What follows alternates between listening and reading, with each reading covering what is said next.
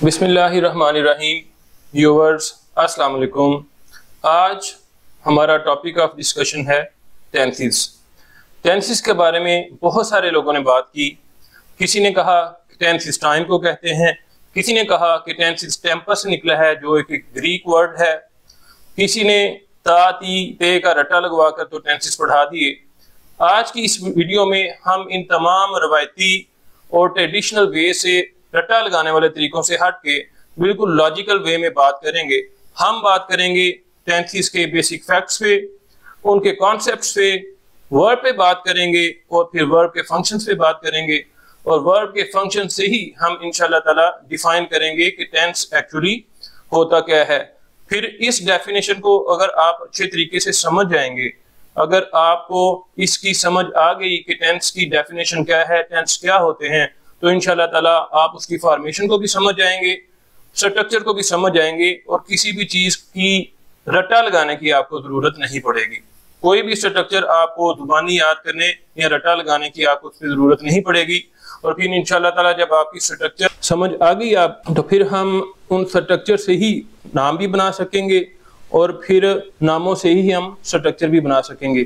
तो आइए चलते हैं main part of the video की तरफ। तो इंग्लिश टेंसेस में जो समझने की बात है वो है इंग्लिश सेंटेंसेस की स्ट्रक्चर। इंग्लिश सेंटेंसेस की स्ट्रक्चर है SVO।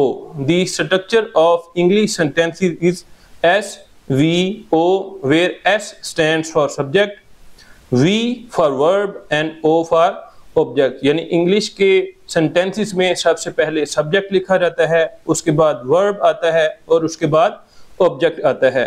सब्जेक्ट को उर्दू में फाइल, वर्ब को फेल, जबकि ऑब्जेक्ट को मफऊल कहा जाता है। सब्जेक्ट किसी भी जुमले में काम करने वाला सब्जेक्ट होता है। अमूमन किसी भी जुमले का जो उन्वान होता है, किसी भी जुमले में जिसके बारे में बात की जाती है, उसे सब्जेक्ट कहा जाता है। लेकिन जब हम बात करते हैं टेंसेस के पॉइंट ऑफ व्यू से, ग्रामर की पॉइंट ऑफ व्यू से, तो सब्जेक्ट किसी भी जुमले में आम तौर पे काम करने वाला ही सब्जेक्ट समझा जाता है। सब्जेक्ट के बाद जो स्ट्रक्चर में आता है वो है वर्ब। वर्ब आपको पता है एक्शन को डिनोट करती है। Verb is the action word which denotes the state of action performed by the subject. यानी किसी जुमले में किया गए काम को हम वर्ब कहते हैं।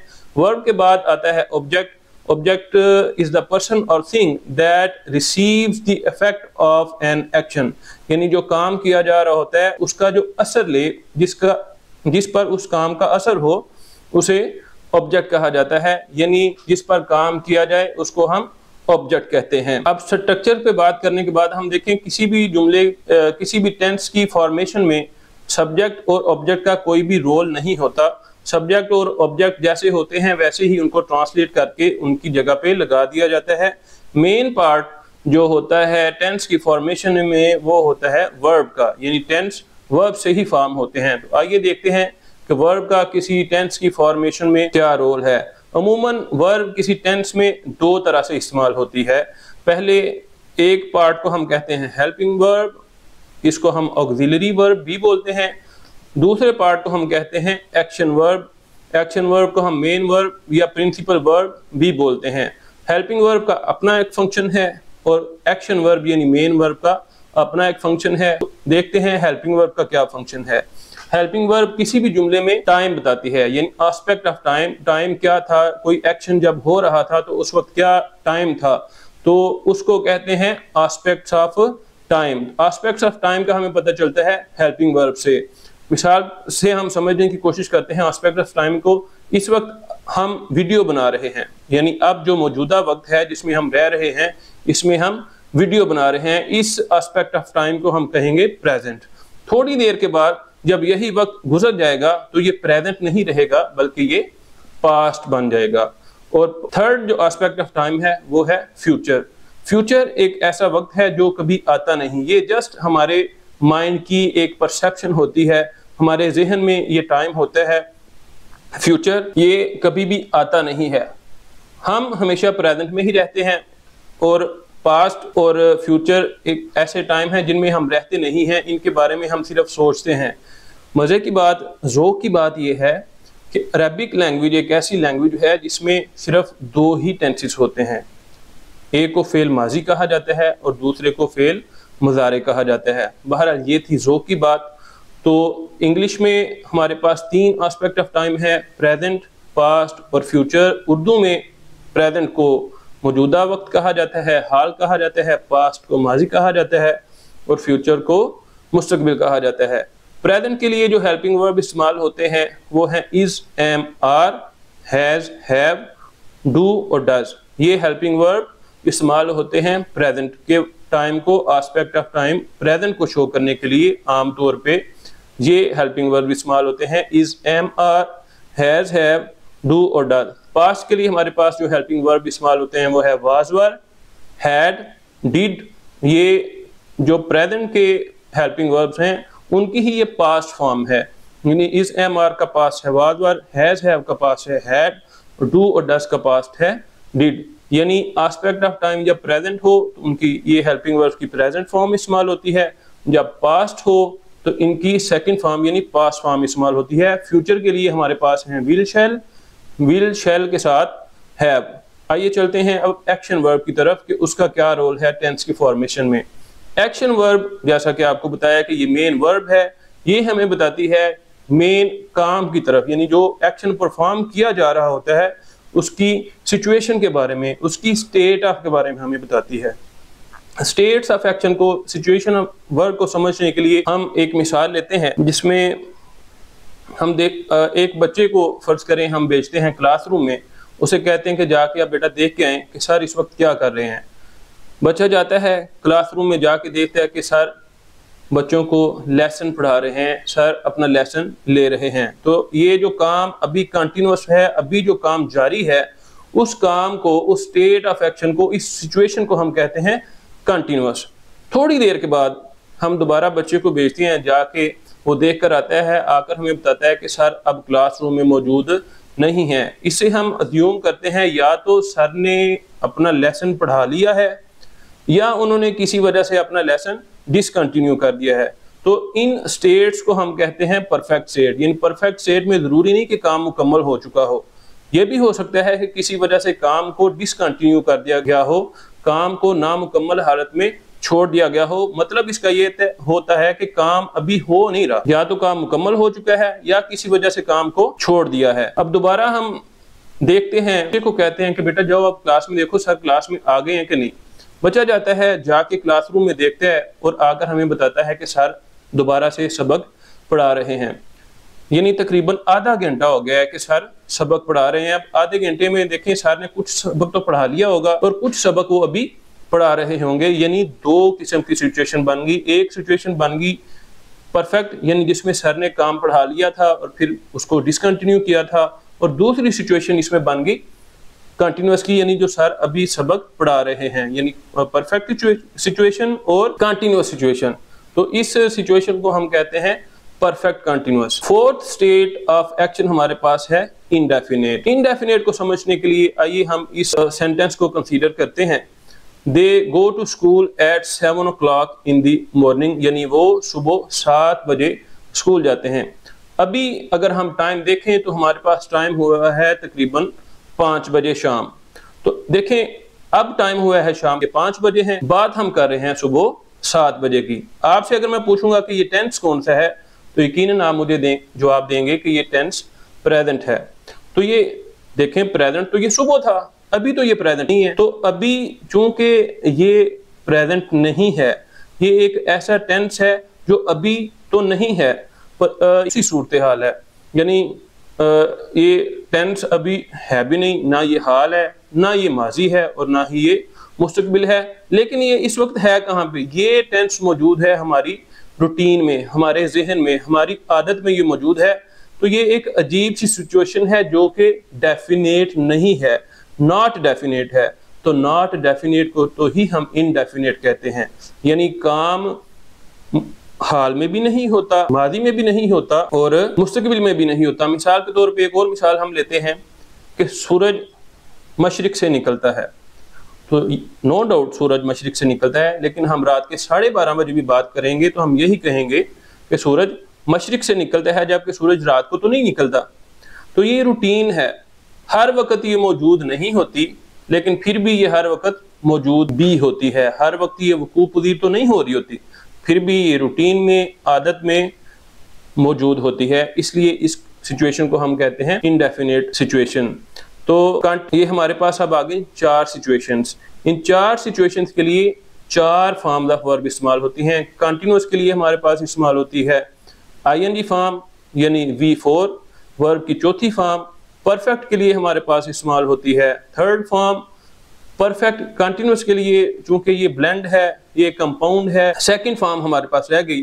तो 2nd फॉर्म एक ऐसी यूनिक फॉर्म है जो सिर्फ और सिर्फ पास्ट इंडेफिनिट में इस्तेमाल होती है, इसके अलावा ये किसी और टेंस में इस्तेमाल नहीं होती। 2nd फॉर्म एक ऐसी फॉर्म है जो हमेशा बगैर हेल्पिंग वर्ब के इस्तेमाल होती है। हेल्पिंग वर्ब के बगैर ये इसलिए इस्तेमाल होती है क्योंकि ये टाइम और एक्शन दोनों को साइमल्टेनियसली डिस्क्राइब कर रही होती है। अब देखें, हमने पढ़ा कि aspect of time helping verb से पता चलता है, जबकि स्टेट ऑफ एक्शन का हमें पता चलता है प्रिंसिपल वर्ब से। तो एस्पेक्ट ऑफ टाइम हमारे पास आ गए 3, present, past, future. States of action हमारे पास आ गई 4, कंटिन्यूअस, परफेक्ट, कंटिन्यूअस, परफेक्ट और इनडेफिनेट। तो अब देखें, हम टेंसेस की डेफिनेशन के बहुत करीब पहुंच चुके हैं। 2 चीजें होती हैं, एक होती है टाइम और दूसरा होता है एक्शन। अगर हम टाइम को और एक्शन को प्लस कर दें, इकट्ठा कर दें, तो हमारे पास क्या बन जाता है? टेंस।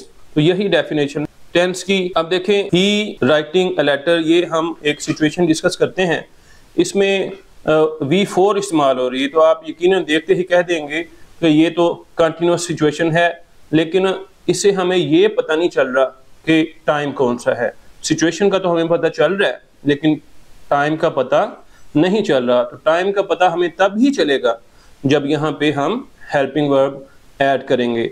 यानी कोई भी टेंस टाइम के बगैर और एक्शन के बगैर नहीं बनता। दूसरी सिचुएशन को हम डिस्कस करते हैं जिसमें हम टाइम लगा देते हैं लेकिन मेन एक्शन नहीं लगाते। देखें, ये है ही इज अ लेटर। तो ये एक अजीबोगरीब सी सिचुएशन बन गई। इसमें हम टाइम तो पता चल रहा है कि टेंस प्रेजेंट का है, लेकिन हो क्या रहा है इसका हमें पता नहीं चल रहा। इसको भी हम उस वक्त तक टेंस नहीं कह सकते जब तक इसमें मेन वर्ब को एंटर नहीं करेंगे। तो he is writing a letter, ये एक मुकम्मल टेंस है, ना ये टाइम है और ना ही ये सिर्फ सिचुएशन है। टाइम प्लस सिचुएशन जब मिलती हैं तो ही टेंस बनता है। तो आइए अब हम टेंस की डेफिनेशन की तरफ चलते हैं। तो टेंस की डेफिनेशन ये है जी, द स्टेट ऑफ डूइंग और being of an action. The state of doing or being of an action in a certain aspect of time is called a tense।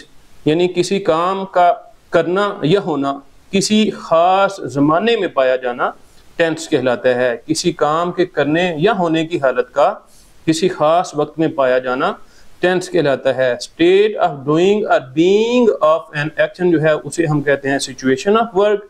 Situation of work हमारे पास 4 हैं और certain aspect of time जो है, aspect of time हमारे पास 3 हैं। वो describe होता है हेल्पिंग वर्ब से, और इस तरह से हमारे पास main verb plus helping verb इन दोनों को मिलाकर टेंस की डेफिनेशन बन जाती है, जो कि ये है, द स्टेट ऑफ डूइंग और being of an action in a certain aspect of time is called a tense. अब देखें, हम नाम डिराइव करने की कोशिश करते हैं। 3 एस्पेक्ट ऑफ टाइम और 4 स्टेट्स ऑफ एक्शन का चार्ट हमारे सामने मौजूद है। एक एक हम यहाँ से सिचुएशन ऑफ वर्क लेते जाएंगे और एक एक हम एस्पेक्ट ऑफ टाइम लेते जाएंगे। तो देखिएगा हमारे पास तमाम टेंसेस कैसे बन जाते हैं। तो यहाँ से हमने लिया प्रेजेंट को, एस्पेक्ट ऑफ टाइम प्रेजेंट।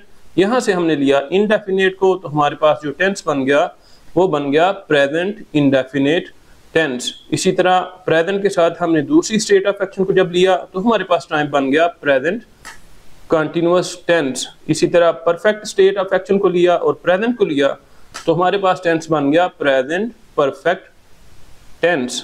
उसके बाद हमने 4th स्टेट ऑफ एक्शन को जब लिया यानी परफेक्ट कंटिन्यूअस को लिया तो हमारे पास टेंस बन गया प्रेजेंट परफेक्ट कंटिन्यूअस टेंस। यानी एक एस्पेक्ट ऑफ टाइम के साथ हमने 4 स्टेट्स ऑफ एक्शन को मिलाया तो हमारे पास 4 टेंसेस बन गए। इसी तरह जब हम पास्ट को मिलाएंगे 4 स्टेट्स ऑफ एक्शन के पास 4 स्टेट्स ऑफ एक्शन के साथ तो हमारे पास 4 टेंस बन जाएंगे, जो कि हैं past indefinite tense, past continuous tense, past perfect tense और past perfect continuous tense, 4 tenses हमारे पास ये आ गए। फ्यूचर को जब हम मिलाएंगे तो हमारे पास जो टेंस बनेंगे वो है future indefinite tense, future continuous tense, future perfect tense और फ्यूचर परफेक्ट कंटिन्यूअस टेंस। यानी ये 4 टेंस हमने प्रेजेंट के मिलाए, 4 हमने पास्ट के मिलाए, 4 हमने फ्यूचर के मिलाए, तो हमारे पास टोटल 12 टेंसेस बन गए। इन 12 टेंसेस को देखते हैं कि उर्दू में क्या कहते हैं। चूंकि हम नेटिव इंग्लिश स्पीकर्स नहीं हैं, हमें उर्दू भी सीखना पड़ती है, उर्दू के ही टेंसेस को हम इंग्लिश में ट्रांसलेट करते हैं, इसलिए ज़रूरी है कि हम इनके उर्दू नेम्स भी पढ़ लें। उर्दू में एस्पेक्ट ऑफ टाइम को वक्त कहते हैं, स्टेट ऑफ एक्शन को काम की हालत कहते हैं। पहली जो एस्पेक्ट ऑफ टाइम है वो है हाल यानी मौजूदा यानी प्रेजेंट। प्रेजेंट के बाद दूसरी है पास्ट, पास्ट को हम उर्दू में मादी यानी गुजरा हुआ वक्त कहते हैं। गुजरे हुए वक्त के बाद थर्ड हमारे पास आती है फ्यूचर यानी मुस्तकबिल आने वाला ज़माना। इंडेफिनिट को मुतलिक कहते हैं, कंटिन्यूअस को जारी कहते हैं, परफेक्ट को मुकम्मल, जबकि परफेक्ट कंटिन्यूअस को हम मुकम्मल जारी कहते हैं। हाल के साथ 4 को मिलाएंगे तो हमारे पास बन जाएगा फेल हाल मुतलिक, माजी फेल हाल जारी, फेल हाल मुकम्मल और फेल हाल मुकम्मल जारी। मादी यानी पास्ट को मिलाएंगे तो फेल मादी मुतलिक, फेल मादी जारी, फेल मादी मुकम्मल और फेल मादी मुकम्मल जारी। इसी तरह मुस्तकबिल को मिलाएंगे तो फेल मुस्तकबिल मुतलिक, फेल मुस्तकबिल जारी, फेल मुस्तकबिल मुकम्मल और फेल मुस्तकबिल मुकम्मल जारी। तो ये 4 स्टेट्स ऑफ एक्शन को हमने मिलाया 3 एस्पेक्ट में से हर एक के साथ, तो 12 टेंसेस के उर्दू नाम भी हमने पढ़ लिए। आइए आगे चलते हैं कि हर एक स्टेट ऑफ एक्शन के लिए और हर एक एस्पेक्ट ऑफ टाइम के लिए कौन कौन सी वर्ब्स इस्तेमाल होती हैं। तो अगर आपसे मैं ये पूछूं कि वर्ब की कितनी फॉर्म्स हैं, तो आप में से कोई कहेगा कि 3 फॉर्म है, कोई कहेगा 4 फॉर्म है और कुछ लोग तो 5 और 6 फॉर्म्स भी कहते हैं। लेकिन सच ये है कि वर्ब की 4 फॉर्म्स हैं और 4 ही हमारे पास स्टेट्स ऑफ एक्शन हैं। अपनी ईज के लिए हम फर्स्ट फॉर्म को V1, सेकंड फॉर्म को V2, थर्ड फॉर्म को V3 और फोर्थ फॉर्म को V4 कहते हैं। आइए इनके नाम, इनके नेम्स और इनके फंक्शंस यानी कौन सी स्टेट में कौन सी वर्ब इस्तेमाल होती है ये पढ़ते हैं। फर्स्ट फॉर्म को हम कहते हैं बेस फॉर्म, इसका यूज होता है इंडेफिनिट टेंस में। सेकंड फॉर्म को हम कहते हैं सिंपल पास्ट फॉर्म, इसका इस्तेमाल होता है पास्ट इंडेफिनिट में या सिंपल पास्ट में। थर्ड फॉर्म को हम कहते हैं पास्ट पार्टिसिपल और इसका यूज है परफेक्ट टेंस में। फोर्थ फॉर्म का नाम है प्रेजेंट पार्टिसिपल या ING फॉर्म, इसको हम यूज करते हैं कंटिन्यूअस टेंस में। यहाँ पे एक बात करना जरूरी है कि कुछ हमारे दोस्त अहबाब इस फॉर्म को, वर्ब की फोर्थ फॉर्म को फर्स्ट फॉर्म प्लस ING भी कहते हैं, तो ऐसा कहना हरगिज ठीक नहीं है। मैं उन दोस्तों के साथ इत्तेफाक हरगिज नहीं करता। उसकी वजह यह है कि फोर्थ फॉर्म इन इटसेल्फ एक कंप्लीट फॉर्म है, ये बकायदा इसका नाम है, ये बकायदा एक सिचुएशन को डिफाइन करती है, इसलिए इसको फर्स्ट फॉर्म प्लस ING कहना किसी तौर भी दुरुस्त नहीं है। इसी तरह थर्ड और फोर्थ फॉर्म हमारे पास कंपाउंड जो टेंस है परफेक्ट कंटिन्यूअस उसमें इस्तेमाल होती है।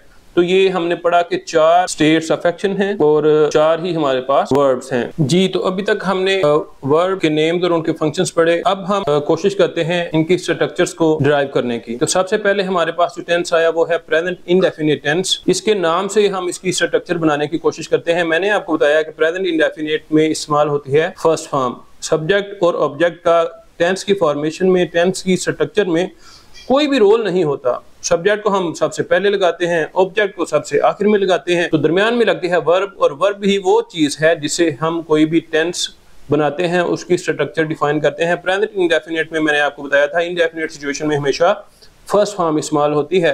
तो ये आ जाएगा subject plus V1 plus object. Example अगर हम देखें तो I write a letter, I यहाँ पे सब्जेक्ट है, राइट फर्स्ट फॉर्म है, अ लेटर ऑब्जेक्ट है। आगे है जी प्रेजेंट कंटिन्यूअस टेंस। प्रेजेंट में मैंने आपको बताया था कि हेल्पिंग वर्ब इस्तेमाल होते हैं is, am, are. Continuous V4 और सब्जेक्ट और ऑब्जेक्ट वैसे ही शुरू में और आखिर में आ जाएंगी। तो इसकी स्ट्रक्चर हमारे पास आ गई subject plus is, am, are plus V4 plus object. इसी तरह अगर हम बात करें इसकी एग्जाम्पल में तो वो I am writing a letter, यानी I subject, am helping verb, writing V4 a letter object. Present perfect continuous tense. Perfect situation में आपको बताया था कि V3 इस्तेमाल होती है और प्रेजेंट के लिए हैज, हैव इस्तेमाल होता है।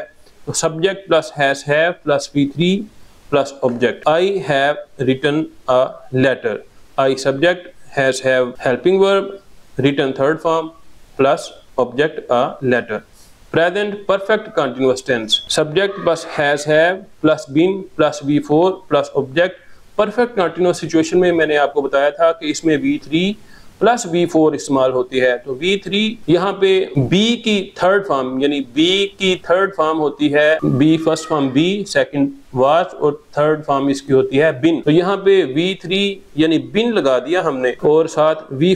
अब हमारे पास बन गया इसका example, I have been writing a letter for 2 hours. चूंकि इसमें काम काफी देर से हो रहा होता है तो इसमें वो टाइम भी बताया जाता है कि टाइम कब से हो रहा है। तो टाइम बताने के लिए हम सिंस या फॉर का इस्तेमाल करते हैं। सिंस या फॉर इंशाल्लाह डिटेल में जब हम परफेक्ट कंटिन्यूअस टेंसेस के बारे में पढ़ेंगे तो वहां पे हम डिस्कस करेंगे, बाकायदा टाइमलाइन के साथ आपको समझाया जाएगा और इंशाल्लाह ताला किसी भी किस्म की कोई एम्बिग्युइटी आपके जहनों में बाकी नहीं रहेगी सिंस और फॉर को लेके। यहाँ मुख्तसरन आपको बताया जाता है कि सिंस हम लगाते हैं पॉइंट ऑफ टाइम के साथ, फॉर हम लगाते हैं ड्यूरेशन यानी पीरियड ऑफ टाइम के साथ। तो I have been writing a letter, been आपको मैंने बताया बी की थर्ड फॉर्म है और राइटिंग V4 है यानी V3 प्लस V4 हमने लगाया परफेक्ट कंटिन्यूअस सिचुएशन में। तो हमारे पास टेंस बन गया प्रेजेंट परफेक्ट कंटिन्यूअस टेंस यानी I have been writing a letter for 2 hours. इसी तरह अगर हम बात करें पास्ट इंडेफिनिट पे, तो पास्ट इंडेफिनिट मैंने आपको बताया था वो वाहिद टेंस है जिसमें हम वर्ब की सेकंड फॉर्म इस्तेमाल करते हैं और वर्ब की सेकंड फॉर्म ही वो वाहिद फॉर्म है, वो यूनिक फॉर्म है जो सिर्फ और सिर्फ एक टेंस में इस्तेमाल होती है जिसे हम कहते हैं पास्ट इंडेफिनिट टेंस। तो इसकी स्ट्रक्चर हमारे पास आ गई subject plus V2 plus object यानी I wrote a letter, second form wrote और सब्जेक्ट और ऑब्जेक्ट अपनी अपनी तरतीब के लिहाज से आ गए। उसके बाद आगे जी past continuous tense. Past continuous tense आपको मैंने बताया था कि इसमें जो प्रेजेंट के हेल्पिंग वर्ब हैं उनकी ही सेकंड फॉर्म लगा दी जाती है। तो इज एम आर की सेकंड फॉर्म है वाज या were, subject plus was were plus V4 plus object. I was writing a letter.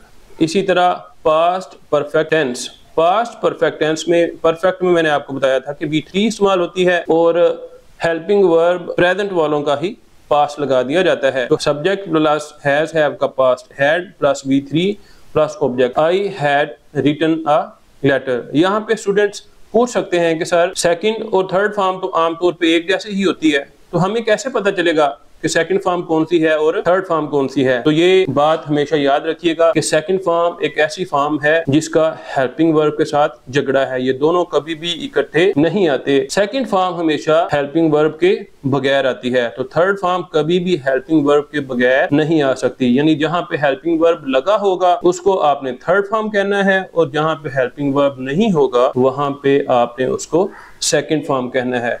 तो ये बात क्लियर हो चुकी होगी कि सेकंड को कैसे पहचानना है और थर्ड को कैसे पहचानेंगे। तो past perfect continuous tense subject plus had plus been plus V4 plus object. Had आपको पता है पास्ट है हैज हैव का, बीन थर्ड फॉर्म और V4 हम देखते हैं कि क्या है, I had been writing a letter for 2 hours. इसी तरह फ्यूचर इंडेफिनिट टेंस, फ्यूचर के लिए मैंने आपको बताया था कि शैल और विल हेल्पिंग वर्ब के तौर पे इस्तेमाल होते हैं। Subject plus will shall plus V1 plus object. I shall write a letter. देखें ये अभी तक तो हमने नामों से स्ट्रक्चर डिराइव की, यानी नाम से ही हमने स्ट्रक्चर निकाली। अब आप देखें कि हमारे पास एक सेंटेंस लिखा हुआ है, हमारे पास एक स्ट्रक्चर लिखी हुई आए, कैसे हम उसका नाम बनाएंगे। देखें आई सब्जेक्ट वो तो आपको पता है, ये अ लेटर ऑब्जेक्ट ये भी आपको पता है, तो वर्ब जो है उसे हमें पता चलेगा। देखें विल या शैल ये किसके लिए इस्तेमाल होते हैं हेल्पिंग वर्ब, ये फ्यूचर में इस्तेमाल होते हैं। तो कौन सा टेंस बना फ्यूचर। V1 इंडेफिनिट सिचुएशन में इस्तेमाल होती है। तो ये जो सेंटेंस लिखा हुआ है इससे ही हमने स्ट्रक्चर पहचान ली कि ये है फ्यूचर इंडेफिनिट टेंस की स्ट्रक्चर। इसी तरह तमाम टेंसेस के जब हम सिचुएशन को देखेंगे और हेल्पिंग वर्ब को देखेंगे तो हमें इंशाल्लाह ताला टेंसेस के नामों का भी पता चल जाएगा। यानी ना हमें नाम याद करना पड़े और ना ही हमें स्ट्रक्चर याद करना पड़ी। स्ट्रक्चर होगी तो हमें नाम का पता चल जाएगा, नाम होगा तो हमें स्ट्रक्चर का पता चल जाएगा। तो आगे है जी future continuous tense. Future continuous में subject plus will shall plus be plus V4 plus object. यहाँ सवाल खड़ा हो गया कि ये बी क्या है। तो याद रखिएगा हमेशा विल और शैल के बाद फर्स्ट फॉर्म आती है। विल और शैल हमेशा पहली फॉर्म को अपने साथ लगाते हैं। चूंकि यहाँ विल और शैल के बाद कंटिन्यूअस स्टेट यानी फोर्थ फॉर्म आनी थी, तो फोर्थ फॉर्म और विल शैल के दरमियान लिंक पैदा करने के लिए यहाँ पे बी बतौर लिंकिंग वर्ब इस्तेमाल किया गया है।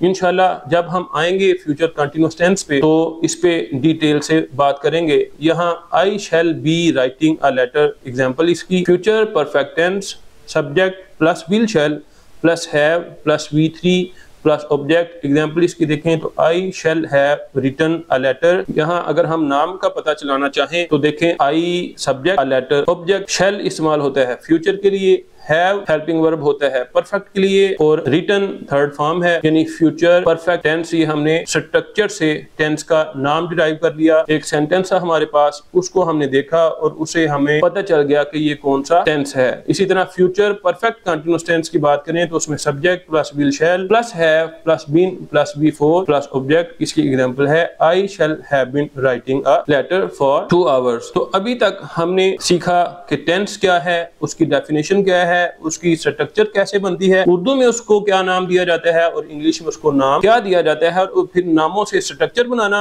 और फिर स्ट्रक्चर से नाम निकालना। ये सारी बातें हमने बिल्कुल लॉजिकल वे में बड़ी आसानी से बड़े सादा और आम फहम अंदाज में हमने सीखी। उम्मीद है आप सब लोगों को समझ आई होगी और ये वीडियो आपको अच्छी लगी होगी। इंशाल्लाह नेक्स्ट वीडियोस में और बहुत सारे कॉन्सेप्ट्स लेके आपके पास हाजिर होंगे। तब तक के लिए अल्लाह हाफिज। अस्सलामु अलैकुम व रहमतुल्लाहि व बरकातुहू।